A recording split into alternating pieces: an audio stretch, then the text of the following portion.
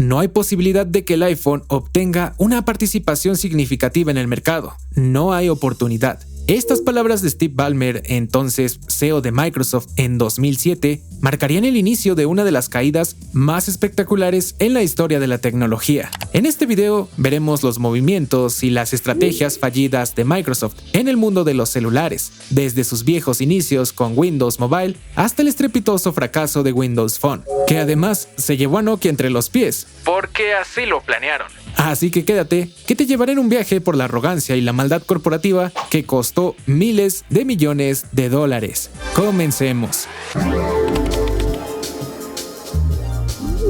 En los años 90, Microsoft era el rey indiscutible del software para computadoras. Windows dominaba el mercado con una cuota de más del 90%, y parecía que nada podía detenerlos. Pero mientras Microsoft se regodeaba en su éxito, una nueva revolución tecnológica estaba gestándose: la era de los celulares inteligentes o smartphones. Bill Gates había soñado con una computadora en cada escritorio y en cada hogar, pero a medida que avanzaba la década, ese sueño comenzó a evolucionar. Gates empezó a hablar de una computadora en cada bolsillo, anticipando la revolución que estaba por venir. Microsoft, con su mentalidad de gigante tecnológico, no podía quedarse atrás en esta nueva frontera, y así en 1996 la compañía lanzó Windows CE, su intento de conquistar los dispositivos embebidos y, de una vez, el mercado de dispositivos portátiles. Este sistema operativo fue diseñado para funcionar en pequeñas pantallas y dispositivos con recursos bastante limitados, pero manteniendo una interfaz familiar para los usuarios de Windows. Suena bien, ¿no? Pero desde aquí es donde la historia comienza a torcerse. Microsoft, acostumbrado a dominar el mercado de las PC, creía que simplemente podría trasladar su modelo de éxito con Windows 95 al mundo móvil. No sé si era arrogancia de la compañía, pero pensaban que nadie era rival para ellos, que cualquier cosa que hicieran iba a funcionar. Visualmente, Windows CE era muy parecido a Windows 95, pero hasta ahí. La verdad, era demasiado limitado y poco podías hacer con él. No era compatible con los programas de escritorio, las aplicaciones predeterminadas y la personalización eran bastante limitadas. Si bien no fue un fracaso, se podría decir que fue un éxito limitado. Más que nada, fue un producto de nicho. Se llegó a utilizar en algunos de los primeros PDAs y las famosas Pocket PC, pero fue más popular en sistemas embebidos como autoestéreos, sistemas de navegación GPS, cajeros electrónicos y sistemas de punto de venta. Y cómo no mencionar la variante hecha para la Dreamcast. Al menos fue el primer paso de Microsoft por entrar en el mundo de dispositivos portátiles.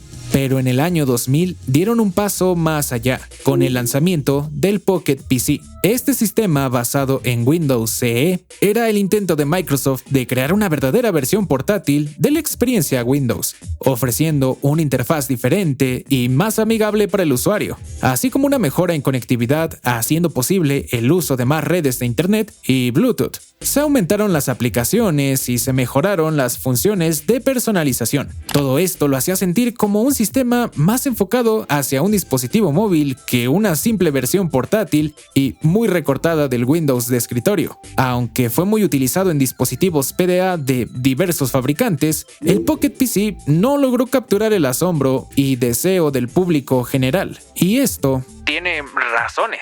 La competencia era cada vez más reñida. BlackBerry dominaba el ámbito empresarial, mientras que Palm OS y Symbian se disputaban el mercado consumidor. Los usuarios querían dispositivos intuitivos, rápidos y fáciles de usar, algo que Windows CE, con su interfaz complicada y llena de menús, no pudo ofrecer. Y aunque Pocket PC lo intentaba, no llegaba a satisfacer por completo esa necesidad del usuario. Esto demostraba una falta fundamental de comprensión por parte de Microsoft sobre hacia dónde se dirigiría el mercado.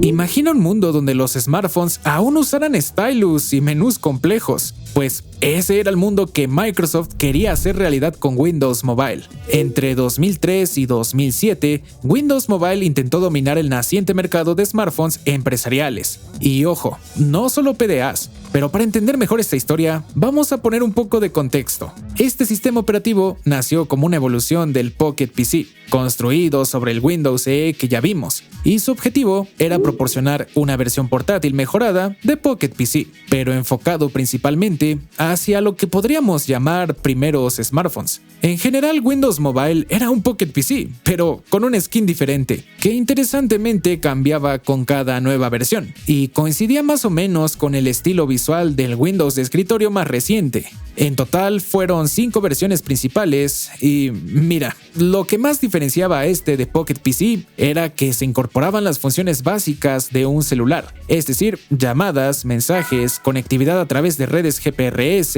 Edge, 3G o Wi-Fi, pero también se añadieron más ajustes en cuanto a personalización y más aplicaciones. Ahora no solo había apps enfocadas a ámbitos productivos y de negocios, sino que había juegos, aplicaciones de multimedia y otras de entretenimiento, incluso navegación GPS. Así, para 2007, Windows Mobile había capturado una parte significativa del mercado de smartphones, llegando a un impresionante 42% en el mercado estadounidense. Pero esa dominancia estaba a punto de ser desafiada de una manera que Microsoft nunca imaginó. El problema era que Windows Mobile estaba diseñado con una mentalidad corporativa bastante rígida, es decir, era un sistema operativo pensado para trajes y corbatas, no para el usuario común. Su interfaz, a comparación con la de otros sistemas, seguía siendo poco amigable e intuitiva, con una dependencia excesiva del stylus para la navegación y menús complicados que no se adaptaban bien al mercado de consumo emergente.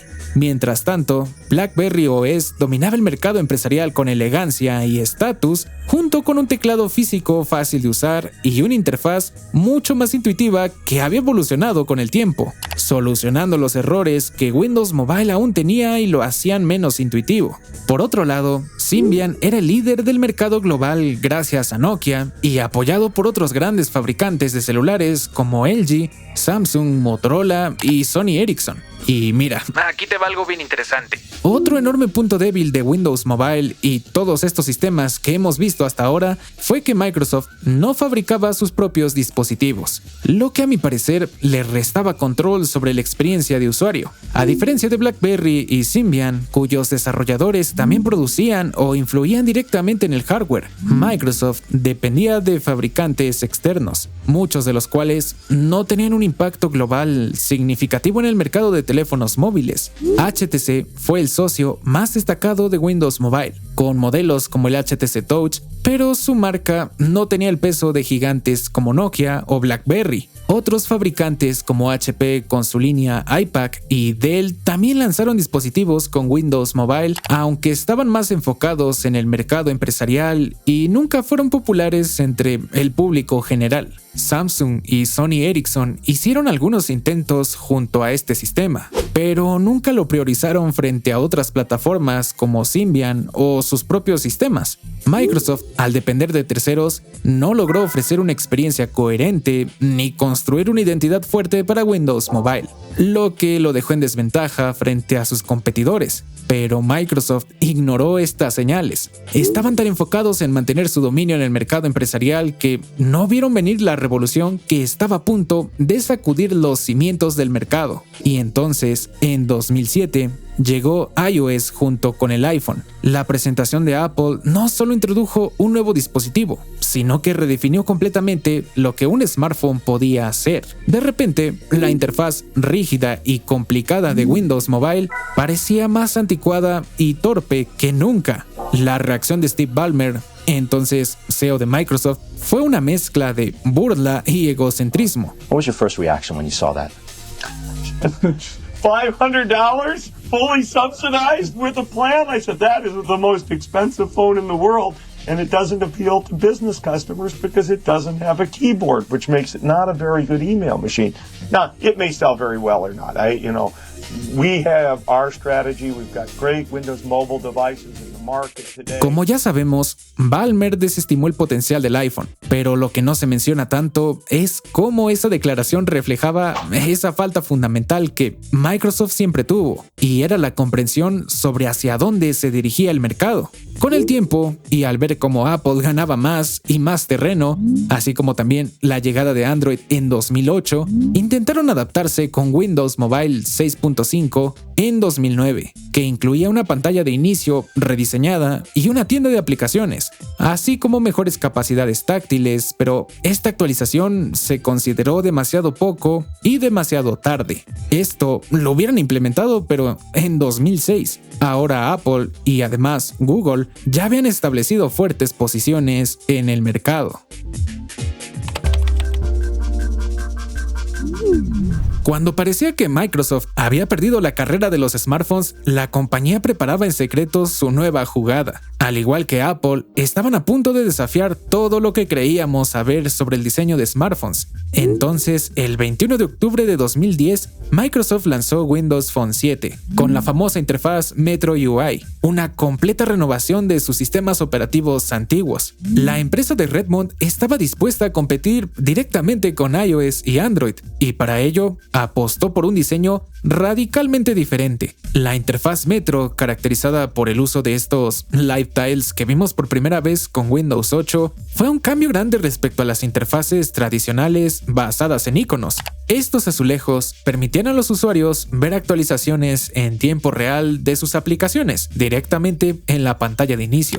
Hoy es algo común que podemos hacer con los widgets, pero en ese momento era una propuesta realmente innovadora. Microsoft estaba convencido de que esta nueva interfaz sería la clave para reconquistar el mercado, y su mensaje era claro: la revolución de los smartphones comienza ahora. Sin embargo, como suele suceder con algunas de las ideas revolucionarias de Microsoft, no todo fue como se planeó desde el principio. A pesar de lo innovador del diseño, Windows Phone 7 se enfrentó a críticas desde su lanzamiento. ¿La razón? La falta de aplicaciones esenciales.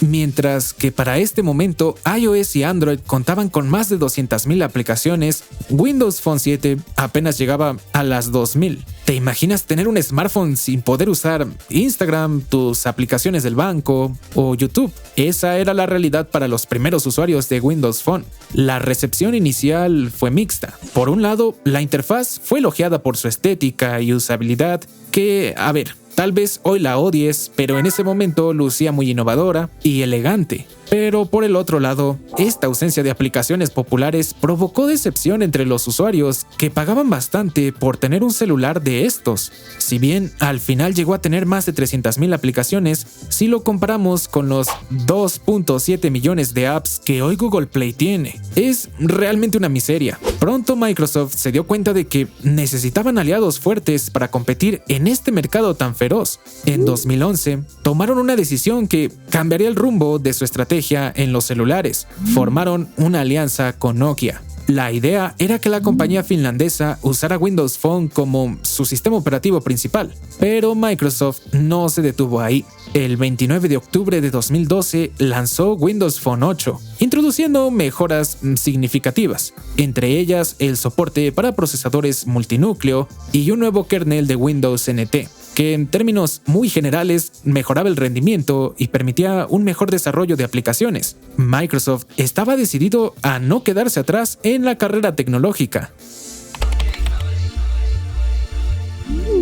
A pesar de todos los avances técnicos, Microsoft sabía que necesitaba algo más para mover el mercado de smartphones. Y si la solución estuviera en comprar a su mayor aliado, lo que parecía una jugada maestra estaba a punto de convertirse en el movimiento más costoso en la historia de la compañía. En septiembre de 2013, Microsoft anunció su intención de adquirir la división de dispositivos celulares de Nokia por una suma astronómica de 5,4 mil millones de euros. Esta cantidad se dividía en 3,79 mil millones por la compra de la división y 1,65 mil millones para licenciar la cartera de patentes de Nokia durante 10 años. Pero, ¿te has preguntado alguna vez por qué Nokia cedió ante Microsoft?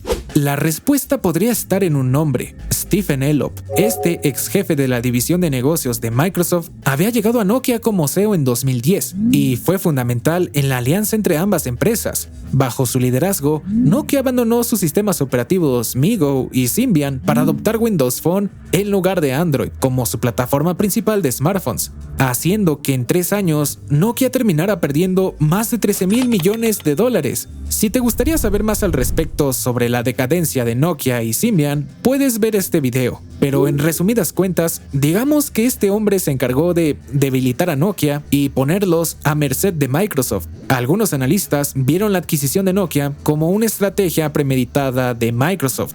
¿Y por qué? Bueno, no es la primera vez que esta compañía hace algo parecido, y además tiene demasiadas críticas por prácticas anticompetitivas en el mercado. Pero volviendo al tema, la llegada de Elop a Nokia coincidió con un cambio radical hacia Windows Phone, lo que llevó a especulaciones sobre si su papel era preparar a la empresa finlandesa para la compra. ¿Un caballo de Troya corporativo? Tal vez. Pero vamos a poner un poco de contexto. La compra se completó el 25 de abril de 2014 y como parte del acuerdo, varios ejecutivos de Nokia se unieron a Microsoft. Entre ellos, por supuesto, estaba Stephen Elop, quien regresó a Microsoft como jefe de estos nuevos dispositivos. Y tras la compra de Nokia, Elop recibió un bono millonario de 18.8 millones de euros. El círculo se había cerrado. Sin embargo, lo que parecía una jugada maestra pronto se convirtió en una pesadilla financiera. En 2015, Microsoft enfrentó una pérdida significativa tras la compra, de alrededor de 7,6 mil millones de dólares, relacionada con la adquisición de Nokia. Es decir, Microsoft perdió más dinero del que había pagado inicialmente por la compañía. Creo que eso es karma. La cuestión es que la integración de Nokia en Microsoft resultó ser un desafío monumental. Las culturas corporativas de ambas empresas eran como el agua y el aceite. Simplemente no se mezclaban. Esta incompatibilidad dificultó la fusión de sus operaciones y estrategias de mercado, llevando a una serie de problemas que Microsoft no había previsto. Pero eso no es todo. Tras la compra, la cuota de mercado de Windows Phone, en lugar de crecer, comenzó a desplomarse. En 2013, tenían un modesto 3% del mercado global de smartphones. La presión por este y otros problemas internos como externos a Microsoft obligaron a Steve Ballmer a renunciar como CEO ese mismo año, admitiendo no ser la persona adecuada para lidiar con la transformación que Microsoft necesitaba. En 2014 fue relevado por Satya Nadella, que llevaba más de 20 años en Microsoft y había destacado en el área de computación en la nube y servicios empresariales, impulsando un nuevo enfoque hacia la innovación, la nube y la inteligencia artificial. Sin embargo, la caída de Windows Phone era imparable. Para 2016, la presencia en el mercado había caído a un 0.4% desde 2013, y a pesar de los esfuerzos de Microsoft en 2015, incluyendo el lanzamiento de Windows Phone 10 Mobile con funciones innovadoras y nuevos dispositivos Lumia de gama alta, la empresa no logró recuperar la cuota de mercado perdida. Era el final.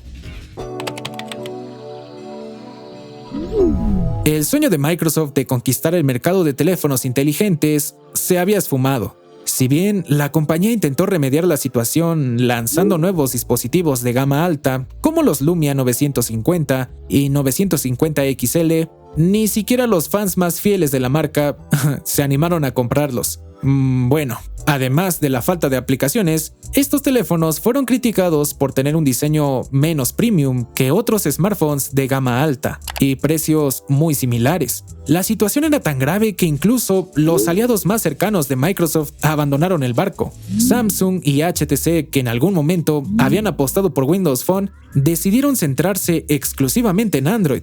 Después del fracaso, Microsoft vendió los derechos de la marca Nokia a una compañía llamada HMD y Foxconn en 2016. Sería debido a esto que comenzamos a ver el regreso de los Nokia, pero basados en Android, que si bien lograron algo de relevancia en el mercado de gama media y baja, no tiene nada que ver con la Nokia de antaño más que el nombre. El golpe final para Windows Phone llegó en octubre de 2017. Microsoft anunció que ya no fabricaría ni vendería nuevos dispositivos con este sistema operativo.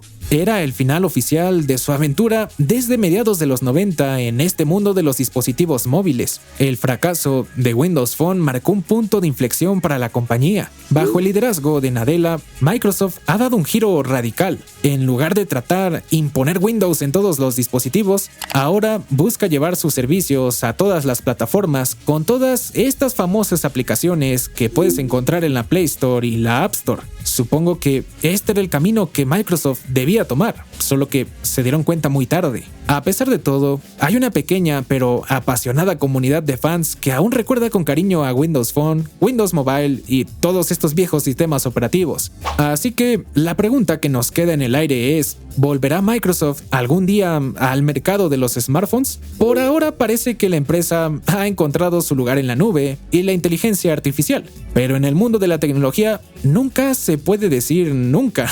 ¿Quién sabe? Tal vez en algunos años estemos hablando del regreso de Microsoft a los celulares, aunque conociendo su historial, quizás sea mejor que se queden donde están y se enfoquen en otras cosas que sí le saben.